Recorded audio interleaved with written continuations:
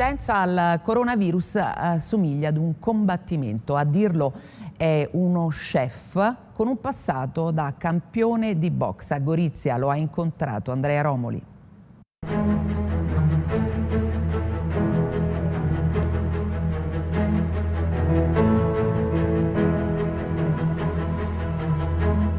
Paolo Vidoz è stato un grande della boxe italiana. Anche se ha dovuto abbandonare molto presto la sua carriera, tormentato da infortuni e problemi fisici, è stato medaglia di bronzo nei pesi supermassimi alle Olimpiadi di Sydney del 2000 e da professionista campione europeo dei pesi massimi.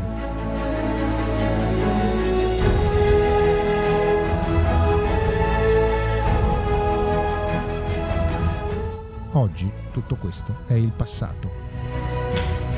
Paolone, come lo chiamano gli amici, appesi i guantoni al chiodo, ha saputo reinventarsi come chef, dallo stile gastronomico popolare ma di grande qualità.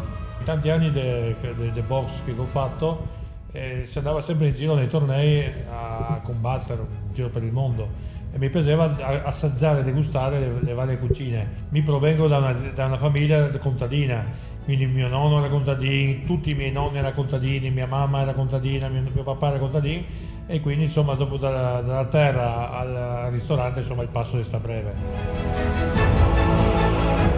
Dopo aver partecipato ad un paio di trasmissioni di cucina, riscuotendo grande successo tra il pubblico per la sua umanità e semplicità, Vidoz ha aperto un agriturismo alle porte di Gorizia, che è diventato presto un punto di ritrovo molto amato dalla comunità cittadina.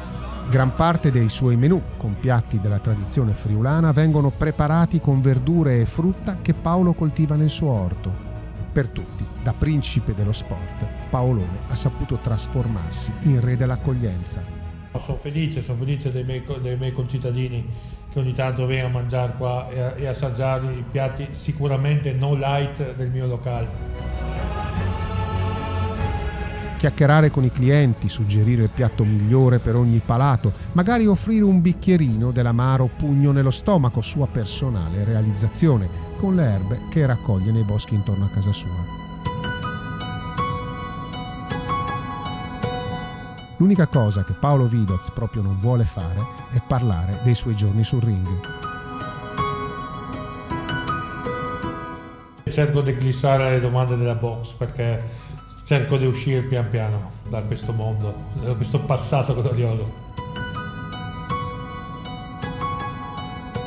Ricordi, non li guardo tanto, cerco di glissare anche quando si immagina, tento di non vedermi, però ogni tanto penso che anche quando che si prendeva a pugni si stava meglio.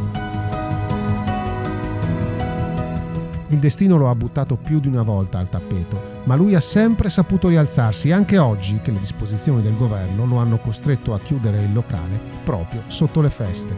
Ti dico che non la prendo neanche tanto male, accetto le disposizioni e si cerca di tirare avanti. Anche questo è un combattimento, forse un po' in replay, però è un combattimento.